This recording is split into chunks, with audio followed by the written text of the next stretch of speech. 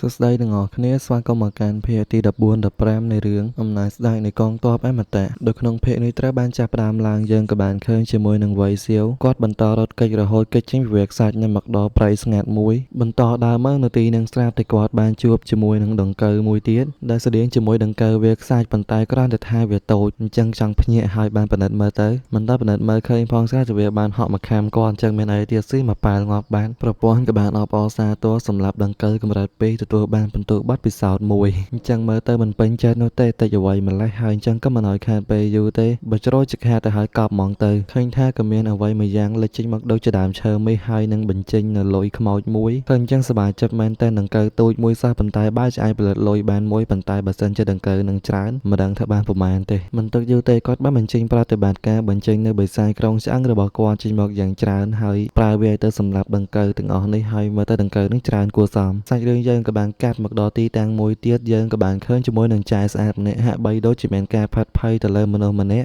់ម្នាក់នឹងក៏បានសួរទៅកាន់នាងថាតើណានជឿជាមួយនឹងភ័យឈាននៅណានាងក៏បានតទៅវិញទាំងមានការផាត់ភ័យខ្ញុំមិនដឹងនោះទេហើយកុំសម្លាប់ខ្ញុំប៉ុន្តែម្នាក់នឹងមិនលើកលែងសូម្បីតែស្រីស្អាតសម្លាប់នាងចោលបន្តទៀតគេតាមស្វែងរកណានជឿជាមួយនឹងភ័យឈានព្រោះអីថាអ្នកទាំងពីរគឺជាមនុស្សដែលមានទេពកោសល្យកំពូលដរាបណាគេអាចសម្លាប់ពួកគេបានខ្ញុំអាចធានាបានទាំងស្រុងនៅតំណែងរបស់ខ្ញុំជាអាទិទេពតាមរយៈរូបភាពទាំងពីរនឹងអាប៉ែនឹងសំដៅទៅលើមិត្តភ័ក្តិទាំងពីររបស់វៃសៀវដែលទៅនឹងស្គាល់បន្តដើរសាច់បដាអីបដាក៏បានឃើញជាមួយនឹងភ្នោដែលវៃសៀវបានកប់ទៅលើសាកសពដង្កូវនឹងហើយគិតថាក្នុងនឹងប្រហែលជាមានទ្រព្យសម្បត្តិអីឯងមានអីទៀតក៏បានកាយមើលទៅបានឃើញជាមួយនឹងសាកសពដង្កូវអញ្ចឹងក៏ឆ្ងល់ថាណាគេអីក៏ទំនេរម្លេះបើជាយកសាកសពដង្កូវមកកប់ជូតដៃរបស់គេជាមួយនឹងស្លឹកឈើហើយពិតជាគួរឲ្យខ្ពើមមែនទែនភ្លាមក៏មានអ្វីមួយយ៉ាងរត់កាត់នៅពីក្រោយហើយគេក៏ឆ្ងល់ហើយដើរទៅមើលបានឃើញជាមួយនឹងភ្នោយ៉ាងច្រើនទៀតស្រាប់តែពេលនឹងបិសាចវៃសៀវយ៉ាងច្រើនក៏បានចេញមកយើងក៏លេចទៅមើលវៃសៀវបន្តិចវិញគាត់កំពុងទៅសប្បាយចិត្តជាមួយនឹងការប្រមូលផ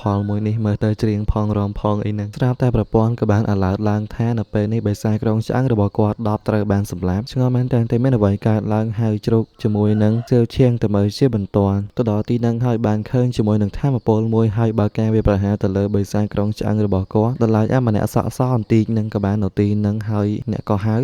ខ្ញុំចាំឯងគេមានឈ្មោះវៃសៀវជាចែងឯកប្រចាំខេត្តអញ្ចឹងបានដើរហើយធ្វើដូចជារាក់ទាក់ទៅកាន់វៃសៀវខ្ញុំឈ្មោះថាបាយយីសូមតបផងដែលខ្ញុំបានបើកការវាប្រហារទៅលើបិសាចក្រុងឆ្អឹងរបស់លោកដោយចៃដន្យខ្ញុំក៏មិនមានចេតនានោះទេវៃសៀវក៏បានថាបំភ្លេចចោលទៅដោយសារតែលោកមើលទៅក៏មិនមានចេតនាដែរបាយយីគេបាននិយាយបន្តដោយសារតែពួកយើងវង្វេងនៅទីនេះទាំងហើយក៏ទៅរួមដៃគ្នាដើម្បីនឹងរកច្រកចេញទៅវៃសៀវនេះវិញគាត់បានតវិញមិនទំនេរទេហើយខ្ញុំគ្មានពេលដើម្បីនឹងការពារលោកឡើយដើរចាកចេញទៅប៉ុន្តែបាយយីនៅពីក្រោយកាន់ដៅបញ្ចេញចំហាយខ្មៅវ៉ៃសៀវក៏ចាប់អារម្មណ៍ដឹងថាលើខ្លួនគេហាក់បីដូចជាមានចំហាយនៃការសម្លាប់ស្រាប់តែនៅពេលហ្នឹងគេបានយកដាវចាក់ទៅលើវ៉ៃសៀវធ្លុះពីម្ខាងទៅម្ខាងសាច់បណ្ដាលក៏ដូចជាបាននិយាយបណ្ដាលការសម្លាប់ឯងឲ្យរក្សាចំហខ្ញុំដើម្បីនឹងខ្លាយទៅជាអាទិទេពខណៈទេសាបែបនេះវ៉ៃសៀវក៏បានសួរទៅកាន់គេតែឯងមកពីប៉ាក់ 10000 មែនទេហើយក៏ដឹងទេថាប៉ាក់ 10000 ហើយនឹងប៉ាក់កណ្ដុលក្រោមដីហ្នឹងគឺពាក្យមួយណាត្រូវប៉ាយីគេបានសើចតែអញ្ចឹងវាយ៉ាងម៉េចទ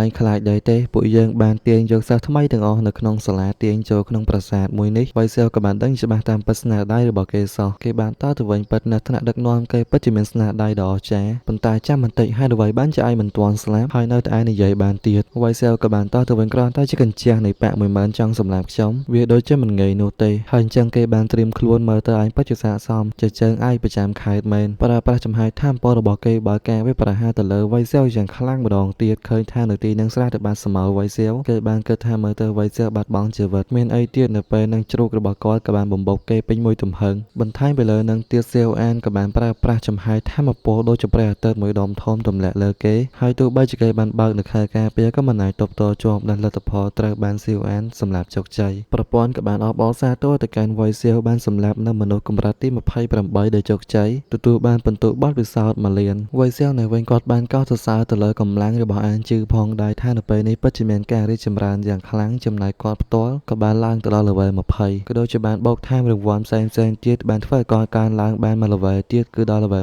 21បន្ទាប់ពីអញ្ចឹងទៅក៏បានពិនិត្យទៅមើលជំនាញទៅទទួលបានក៏បានដឹងថាជំនាញនៃការបំផ្ទុះសារលបងបន្តិចទៅកាន់ជ្រុងម្ខាងក៏បានឃើញជាមួយនឹងការបំផ្ទុះយ៉ាងខ្លាំងដែលបណ្ដាលមកពីវៃសៀវហើយអញ្ចឹងយើងដូចដឹងអញ្ចឹងថាវៃសៀវមិនភ្លេចអំពីភារកិច្ចដូចដើមប៉ាវរបស់គាត់បញ្ចេញមកហើយនឹងជីកប់ទៅលើសាកសពប៉ាយយីដើមឈើមួយនឹងក៏បាន លេចចេញមកដូចជាផ្លែប៉ោមប្រែទៅជាកំពីមួយហើយវាគឺជាជំនាញថ្នាក់ S ការក៏ហៅក្រុងឆ្អឹងអ្នកគុនដាវតើលោកចង់ប្រើប្រាស់វាឥឡូវនេះដែរទេ Weiser ក៏មិនកន្តើយដែរបន្ទាប់ពីក៏ហៅយើងក៏បានឃើញជាមួយនឹងក្រុងឆ្អឹងមួយទៀតដែលវិវត្តចេញពីរាងកាយរបស់ប៉ៃយីមើលទៅដូចជាមាន level 21ហើយនឹងការផ្លាស់ប្ដូរទី2គាត់ក៏បានដាក់ឈ្មោះឲ្យវាថាសៀវស៊ូអាប៉ុន្តែមានសំហៅធំតាសៀវស៊ូបានហើយរំពេចនឹងក៏មានអ្វីមួយយ៉ាងរត់កាត់គាត់អញ្ចឹងក៏បានសួរជានរណាបើការវាប្រហារទៅលើទីតាំងមួយក៏មានបិសាចមួយលេបយកធម្មពលនឹងទៅបានវៃសៀងបានឃើញអញ្ចឹងម្ចាស់ប៉ាណាស់ដែរបញ្ចេញក្រុងឆ្អឹងឲ្យចូលទៅប៉ុន្តែត្រូវបានបិសាចនឹងវាយសម្លាប់ត្រឹមតែមួយរំពេចធម្មពលបិសាចនឹងក៏បានវាយមកកាន់គាត់ទៀតហើយអាក្រុងឆ្អឹងការពារគាត់ក៏បានមកការពារហើយក៏បានហៅជ្រុកប្រៃរបស់គាត់ជិះសំដៅទៅមុខក៏បានពិនិត្យមើលទៅឃើញថាវាគឺជាបិសាចដំណើរការទី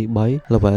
36ជាមួយនឹងបិសាចកម្រិតចវាយនាយបិសាចពីងពីងមួយនឹងក៏បានវាយទៅកាន់គាត់ទៀតប៉ុន្តែគាត់គេចផុតហើយនឹងបញ្ជាឲ្យសៀវអានប្រើប្រាស់ធម្មពលយ៉ាងខ្លាំងបាញ់ទៅកាន់បិសាចពីងពីងនឹងបណ្ដាលឲ្យទីនៅឡើងផ្ទុះហុយដីជប់ហើយក៏មិនទាន់ដឹងយ៉ាងណាយ៉ាងណីទេសាយរឿងក៏បានកានមកដល់មនុស្សមួយក្រុមនេះដែលត្រូវបានដង្កូវវាខ្សាច់ទាំងអស់នេះហុំព័ទ្ធហើយមើលទៅអ្នកទាំង3មើលទៅដូចជាតច្រោះអីដោយសារតែពេលនេះទោះបីជាអាចសម្លាប់វាបានច្រើនយ៉ាងណាក៏ដោយប៉ុន្តែអ្នកទាំង3នឹងអស់ធម្មពលវិញ្ញាណក៏មិនដឹងនោះទេថានៅពេលនេះពួកគេត្រូវធ្វើអ្វីបន្តទៀតត្រាតែបានឃើញថានៅទីតាំងមួយមានការផ្ទុះរញ្ជួយយ៉ាងខ្លាំងម្នាក់នេះគេបានដឹងថាកម្លាំងនៃការបំផ្ទុះបំបញ្ញមិញគឺខ្លាំងជាងគេ10 ដងចឹងក៏មិនទុកយូរទេពួកយើងគួរណាស់ទៅទីតាំងមួយហ្នឹងប្រហែលជាមានអ្នកខ្លាំងនៅទីហ្នឹងអាចនឹងជួយពួកយើងបានការទៅមើលវៃសៀវិញបន្តពីមានការបន្ទោសបំបញ្ញមិញក៏បានគិតថាមើលទៅវាត្រូវបានងាប់ហើយវៃពីការគិតបន្ទាប់ពីដីត្រូវបានរសាត់បាត់អស់យើងក៏ហាក់បីដូចជាបានឃើញបិសាចពេញពីងអំបញ្ញមិញត្រូវបានប្រែរូបរាងទៅជាពាក់កណ្ដាលមនុស្សពាក់កណ្ដាលពេញពីងវៃសៀចាប់បានមែនតែវានៅតែអាចមានជីវិតទៀតពីនៅតែមើលម្ដងទៀតក៏បានដឹងថា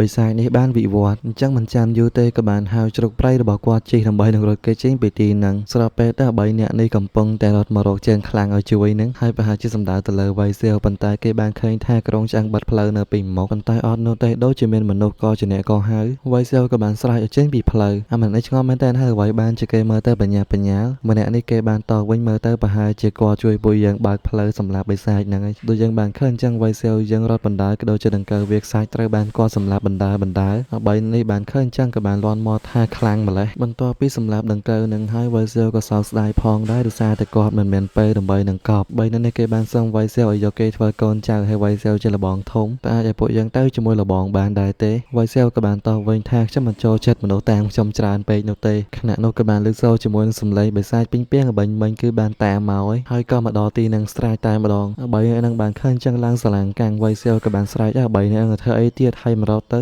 3នឹងក៏បានដាក់មេប្រយទៅយ៉ាងលឿនតែម្ដងស្របពេលនេះកំពុងទៅរត់គេចនឹងដែរវៃសៀក៏បានបញ្ចេញនៅបិសាចក្រុងឆ្អឹងរបស់គាត់មួយចំនួនតបតដើម្បីពន្យាពេលប៉ុន្តែមានអីទៀតក្រៅទៅចូលទៅចិត្តសើបិសាចពេញពីងក៏បានសម្លាប់បិសាចក្រុងឆ្អឹងវៃសៀត្រឹមតែមួយរំពេច3អ្នកនេះក៏នៅតែស្រែកឲ្យលបងជួយគេផងចឹងវៃសៀក៏មិនដាច់ចិត្តនោះទេបញ្ចេញជ្រូកប្រៃម្នាក់មួយឲ្យពួកនឹងជីអញ្ចឹងហើយនឹងគេបានអរគុណវៃសៀទាំងទឹកភ្នែកហេតុមិនក៏សូមបញ្ចប់ភាគនេះត្រឹមតែប៉ុណ្ណឹងសិនហើយក៏ជាភាគទី14 15បាយបាយជួបគ្នាវីដេអូក្រោយ